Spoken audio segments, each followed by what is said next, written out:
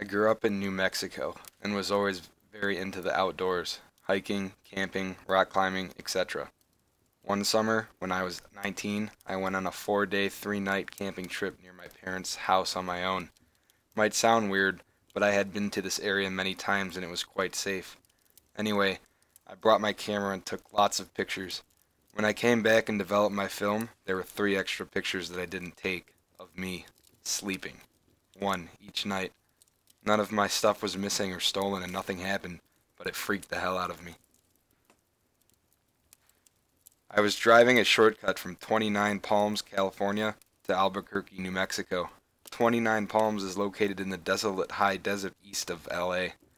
The shortcut was all 2-lane road through total nothingness except for passing through Amboy, California. Amboy is a nearly abandoned town nearly as far below sea level as Death Valley.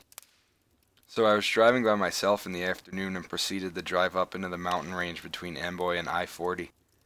Once I reached the top, I am driving north through a canyon with high grass on both sides of the road. Up ahead I see some stuff in the middle of the road. As I approach, I slow down to see a red Pontiac Fiero stopped sideways across both lanes, a suitcase open with clothes scattered everywhere and 2 bodies laying face down in the road, a man and a woman. I stop 100 feet or so away and the hair on the back of my neck is standing up. Being a Marine, I reach under the seat and pull out a 9mm pistol and chamber around. Something seemed very wrong. It looked too perfect, as if it were staged. An ambush? Something was just wrong. As I scanned the road, I saw a line I could drive. Past the guy in the road on his left, swerve to the right side of the woman, behind the Pharaoh, and I'd be on the other side. I dropped it into first gear, punched it, and drove the line I planned. I passed the back of the Ferrero without hitting it or either of the bodies in the road. I continued forward a couple 100 feet and slowed down so I could breathe and let my heart slow down. As I looked up in the rearview mirror, I saw that the 2 bodies had gotten up to their knees and 20 or so people emerged from the tall grass on either side of the road by the car and bodies. At that moment, my right foot smashed the gas pedal to the floor and did not let up until I had to slow down for the I-40 east on-ramp. I will never know what would have happened to me had I gotten out of the car to check on the bodies, or stopped my car closer to them. Somehow I do not think it would have been good. Sometimes real life can be scarier than a movie. I lived in a house from hell for 4 years. From age 11 to 16, there was constantly something happening.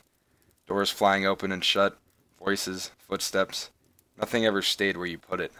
I was alone there a lot because both of my parents worked and I was constantly terrified. One of the most gut-level disturbing things, though, was this little girl in my bathroom. Every time I walked past my bathroom door, which was constantly since it was right outside my bedroom, I saw a little girl with blonde curled hair and a rose-colored dress. She just stood there, staring, looking like a photograph from 1905. I started keeping the door closed so I could walk by without seeing her, but she was always there when I opened it. Once I stepped in past her, I couldn't see her anymore, but I could feel her there.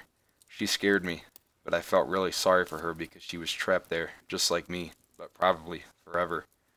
As the years went by and things in the house continued to get worse, she started seeming darker. I started feeling like she wasn't really a little girl. I knew there was something ugly in the house and I felt like it was presenting this synthetic image to me. Then I started thinking I was completely losing my mind. One day, when I was 14, I had a friend out of town come stay with me for a week. I hadn't told her anything whatsoever about the house because I didn't think she would come if I did. Right after she got there, we were sitting in my room, and she left to go to the bathroom. About a minute later, she walked back in with a puzzled look on her face and said, "So, there's a little girl in your bathroom?" Yeah, she hangs out in there. Blonde hair, curls, pink dress, yeah. You know, that's not really a little girl, don't you?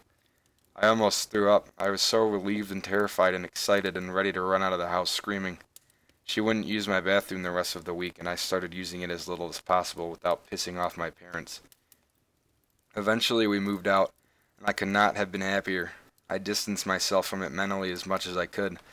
Then, when I was 18, I took another friend on a road trip to pack up a few things I'd left in the house. My parents hadn't managed to sell it, and I wouldn't wait for 5 more years. The minute we got to the property, my friend seemed uncomfortable. I could tell something was wrong, but he insisted he was okay, so we got to work. After a while, he asked to use the bathroom, and I directed him to mine. Not 20 seconds after he left, he came running back in, gasping for breath, and slammed the bedroom door behind him. He started babbling about a little blonde girl who isn't really a little girl. All of a sudden he went dead still, looked me in the eye, and very solemnly said, "She's not happy with you. You left, and you weren't supposed to."